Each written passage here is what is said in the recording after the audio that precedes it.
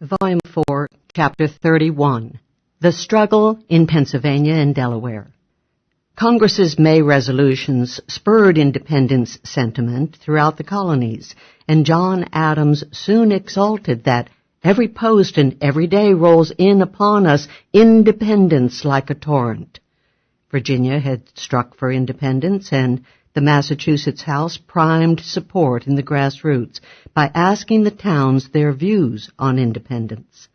Through May and June, the Massachusetts towns, as might be expected, answered that they would support the measure with their lives and fortunes. Rhode Island, too, was stimulated to instruct its delegates to sign any necessary treaties with foreign states. It had opted for independence as early as May 4, when the legislature had renounced all allegiance to King George and assailed his debasing and detestable tyranny. Adams' jubilation was decidedly premature. America could not proclaim its independence without the middle colonies, and the middle colonies still stood obdurately outside or opposed to the independence movement. The powerful landed oligarchs of New York and the highly conservative Philadelphia financiers stood foursquare against independence. Their brilliant leaders, the Morrises, the Jays, the Livingstons, the Dickinsons, the Willings, and others, not only thoroughly dominated their provinces, they were shrewd enough not to turn outright Tory and thus lose any hope of ruling their respective populaces. Independence could not be assumed while these two great colonies remained adamant in opposition. The Pennsylvania Assembly had, in November, specifically directed its delegates to oppose any plan for independence, and the instructions of New York, Maryland, and Delaware had clearly emphasized American ties with Great Britain. Even as late as the May 1776 Assembly election, the Conservatives carried Philadelphia. On May 15, when Virginia and the Continental Congress were taking such rapid strides towards independence, the Maryland Convention, in a burst of reaction, was resolving unanimously that a reunion with Great Britain on constitutional principles would best secure the rights, liberty, and happiness of the whole empire. The Radicals readily concluded that Pennsylvania was the key to their problem. If that great ultra-conservative province should capitulate to the Radicals and independence, the other colonies would have to swing into line. Maryland and Delaware, caught between Pennsylvania and the South, could not hold out, and neither could New York, isolated from all of her sister colonies. But to accomplish such a drastic change would require something on the order of a veritable internal revolution. The key to Pennsylvania politics was its almost unique status as a proprietary colony, a status it shared only with Maryland and Delaware, the latter being associated with it in the proprietorship of the Penn family. Directly under a sympathetic proprietary rather than the Crown, Pennsylvania did not have to confront the royal tyranny directly or have its assembly dissolved or humbled by Great Britain. In contrast to the other colonies, therefore, Pennsylvania was not propelled into a state of nature and thence to a rule by spontaneously formed local committees and provincial congresses. Instead, throughout 1775, its colonial government continued complacently unaltered. Continuing in power were Pennsylvania's thoroughly undemocratic and malapportioned assembly, as well as its executive and judiciary appointed by the proprietary. Controlling the assembly with an iron hand was arch-conservative John Dickinson, along with the Quaker and financial oligarchy of Philadelphia and eastern Pennsylvania, all strongly opposed to independence. The Quakers and the proprietary party, formerly enemies, were now united in opposition to independence and in favor of the existing political structure. In Pennsylvania, there was no confusion between internal and external issues among the radical and conservative camps. The conservatives were opposed to independence and domestic reform, and the radicals were squarely on the side of both. Indeed, the issues were conjoined, as neither aim could be achieved without the other. One vital factor aiding the Pennsylvania left was the presence of the Continental Congress in Philadelphia. Heavily committed to independence, the Congress, especially since its resolution of May 15, 1776, exerted continual pressure on behalf of the Pennsylvania radicals. Over a month of agitation led by Joseph Reed, Washington's former aide, brought the Assembly to enlarge its membership in mid-March. But this was a mild reform, and Dickinson, Robert Morris, and their conservative allies were still in comfortable control. While local committees had not assumed power in Pennsylvania, they were in existence and a growing force in the province. They were a vital part of the protest movement against Great Britain, and a provincial convention of these committees during January 1775, while effectively hobbled by Dickinson and the conservative leaders, had marked the beginning of influence by the spontaneous organs of public sentiment. After Lexington and Concord, county committees formed voluntary militia units called associations. While the county associations were governed by the Assembly, friction developed as the radicals, eager to get on with the revolution, demanded either conscription of or special taxation upon the numerous conscientious objectors in the province.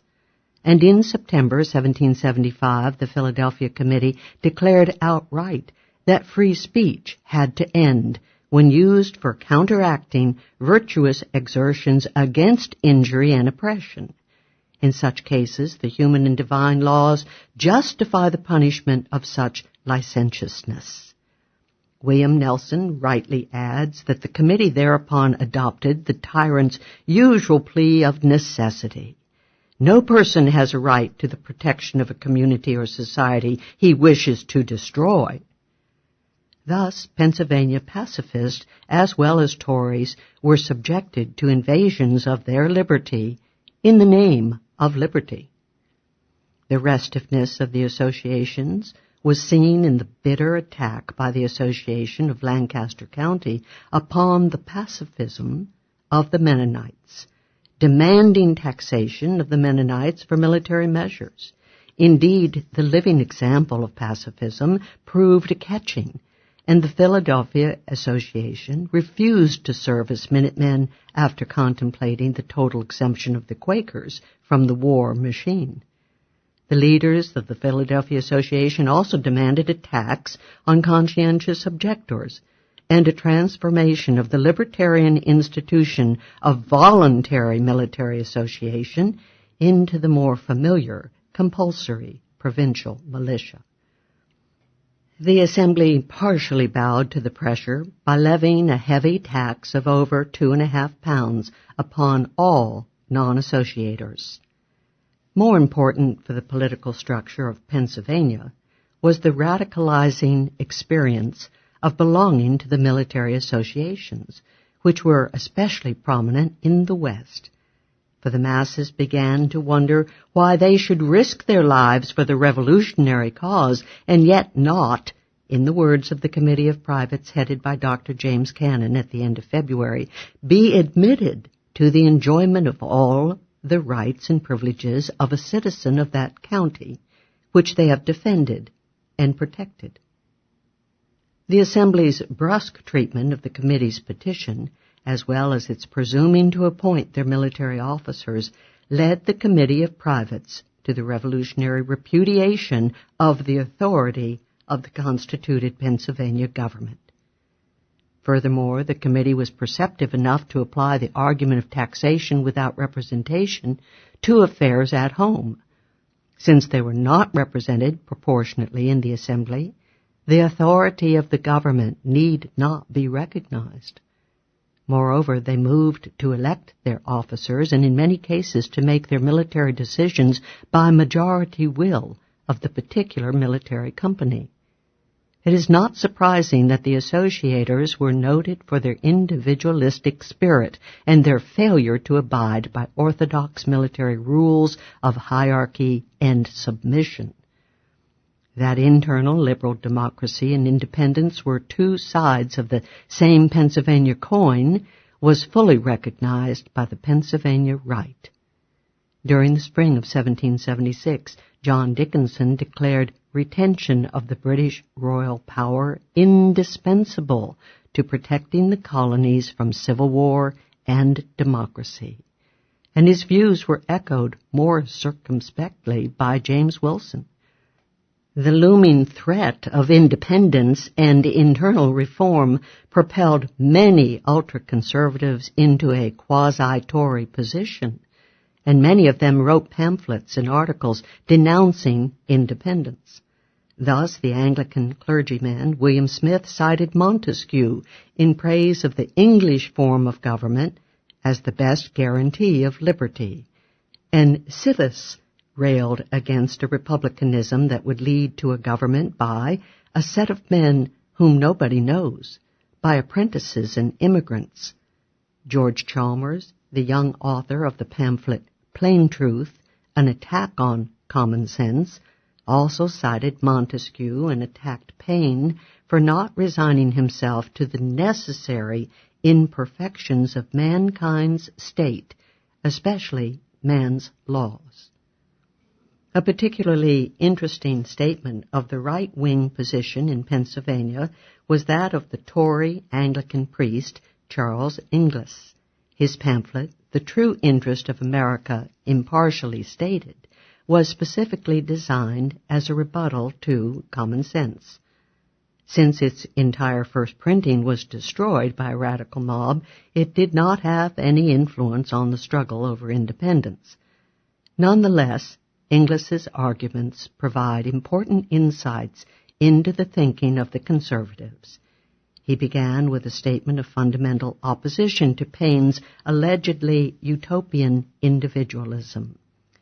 Man was not born free in a state of nature, he maintained, but born necessarily into society, and therefore supposedly born under innate social obligations. Inglis saw that Locke's and even Hobbes's ultimate individualism had to be repudiated in order to uphold the Tory cause.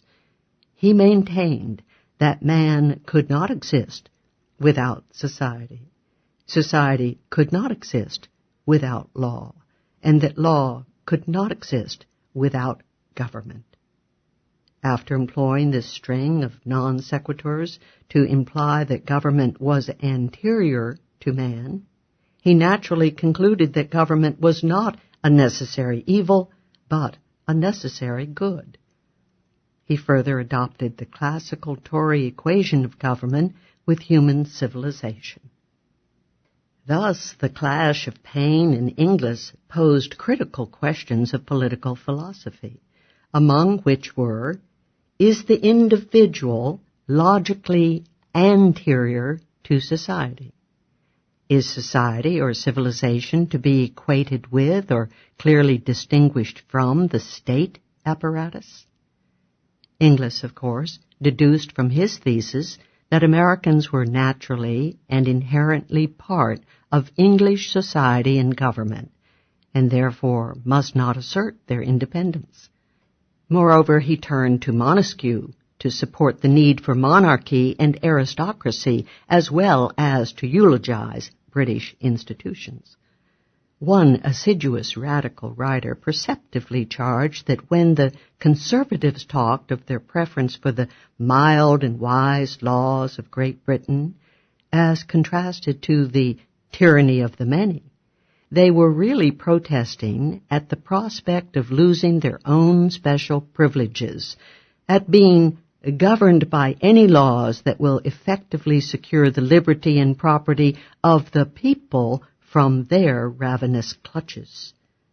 To this end, one radical, Elector, who may have been the radical theoretician Dr. Thomas Young, went beyond his fellows to advocate suffrage for all adult members of military associations in Pennsylvania.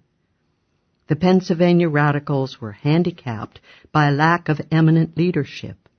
The well-known and well-born were almost completely on the right. Even Joseph Reed was not a radical and was not really ardent about independence. But this lack of status was one of the main reasons for the unique intensity of Pennsylvania radicalism. Its leaders came from outside the Pennsylvania power structure. These were new independent men, free from vested interest in the status quo.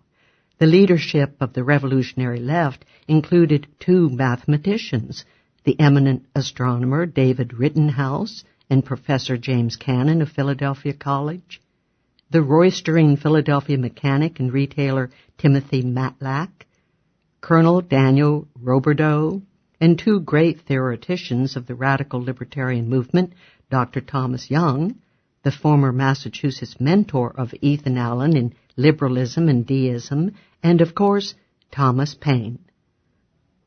Virtually the only radical leader who had been prominent in the movement against Britain before the war was the Philadelphia merchant George Bryan.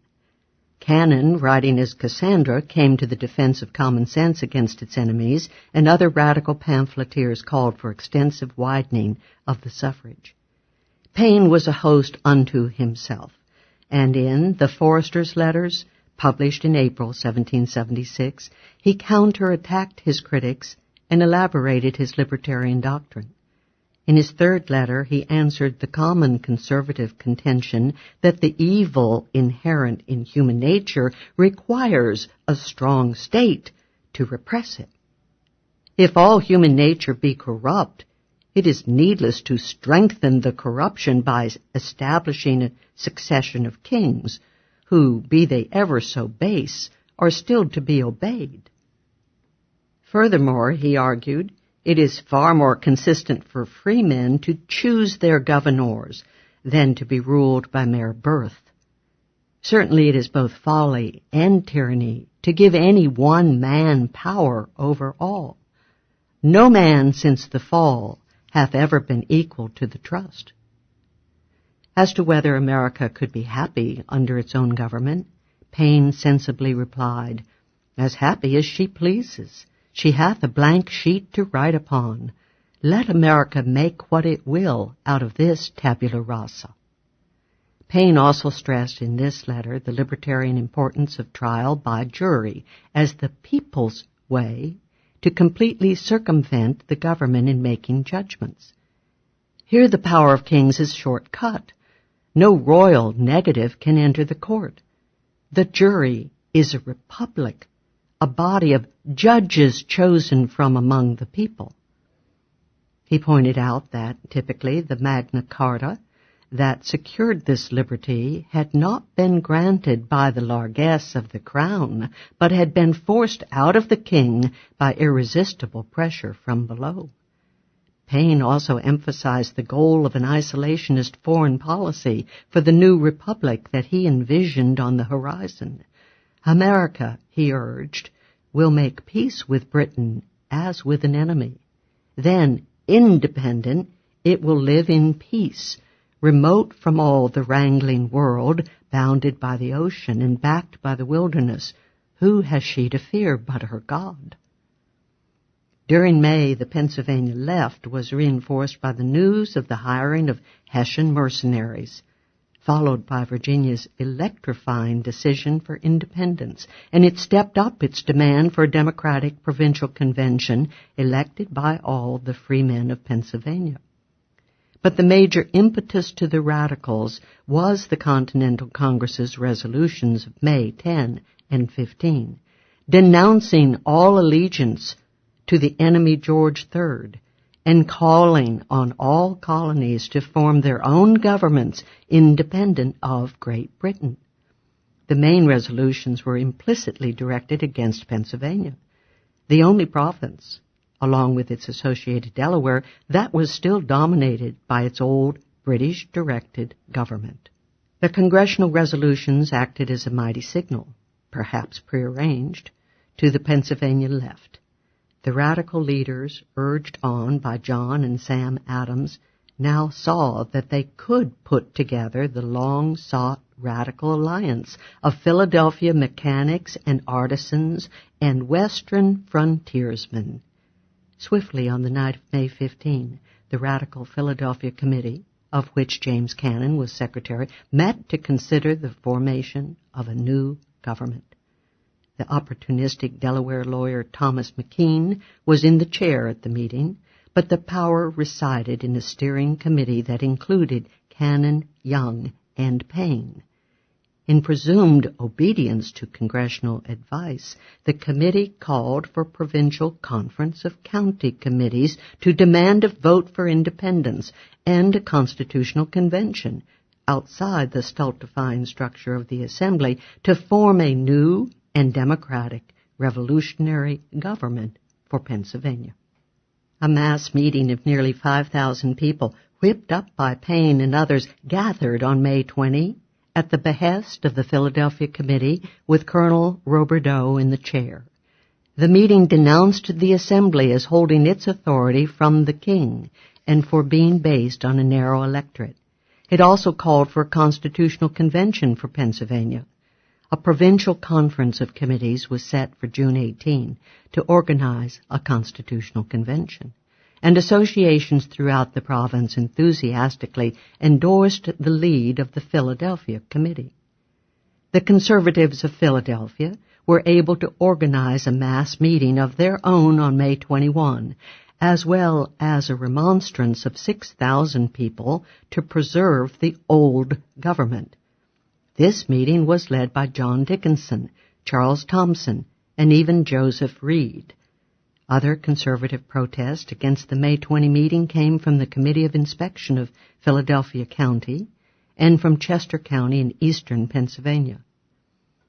On the other hand, the York County Committee soon demonstrated its power by forcing the York Assemblyman James Rankin into a public recantation of the bad tendency of my past conduct in advocating the old Pennsylvania government. Citizens of Reading in Berks County burnt the conservative remonstrance as treasonable, and hundreds of Philadelphia signers shifted and withdrew their signatures.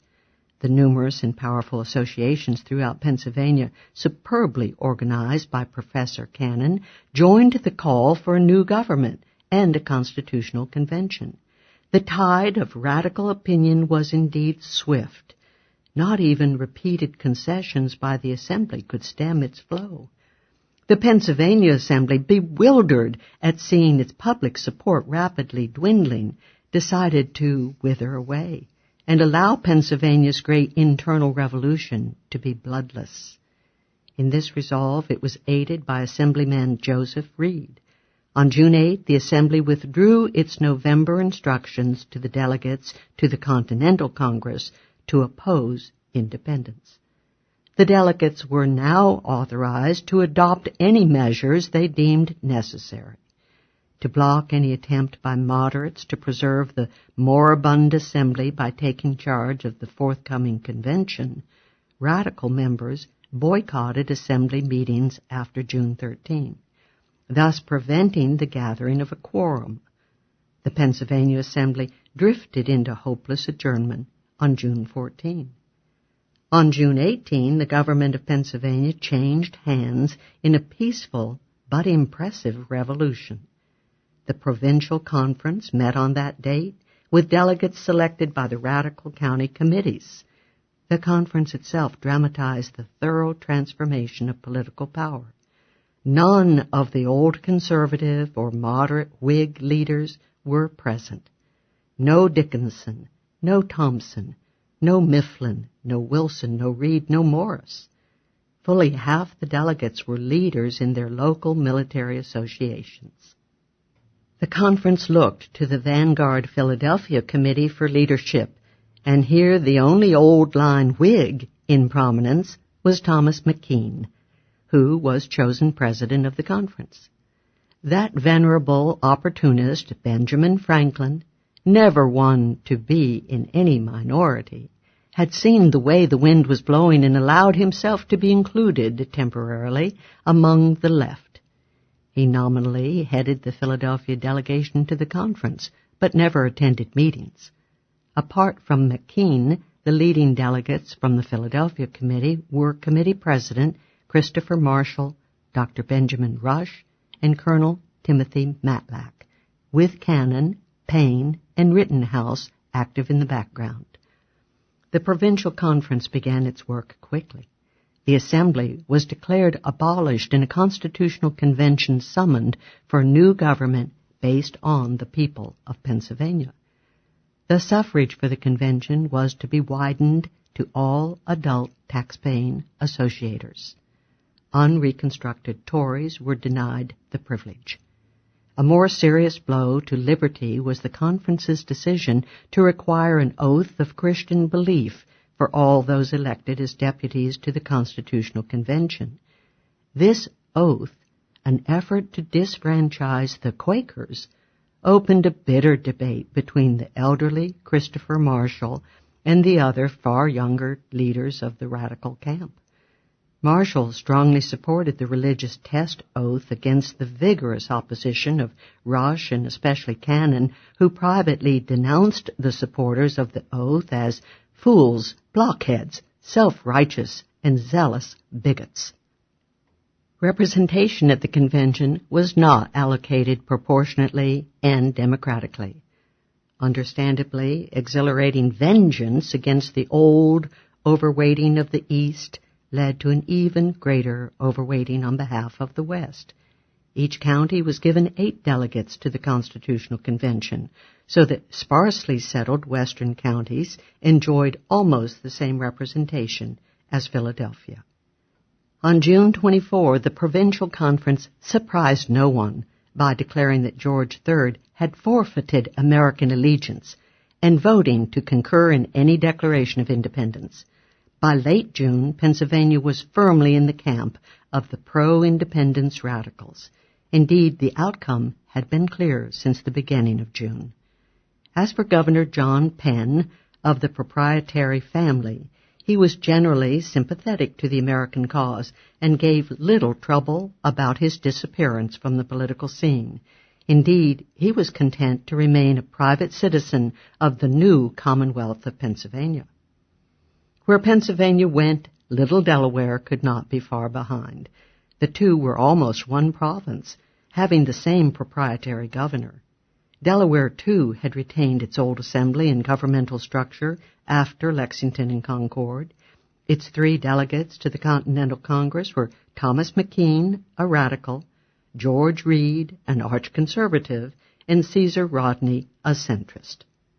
By the end of 1775, Rodney had shifted leftward, winning the delegation for the American cause.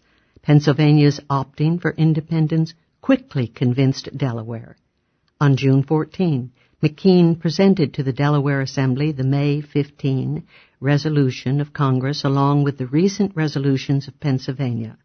On June 15, Delaware removed the restrictions that prohibited its delegates from voting for independence, which had been in force since March 1775, when the delegates were instructed to aim for reconciliation with the mother country. Now, in imitation of the Pennsylvania Assembly's resolve of June 8, the Delaware Assembly ordered its delegates to concur with other delegates in favoring whatever measures may be necessary for the interest of America. The way was clear for the Delaware delegation to vote for independence.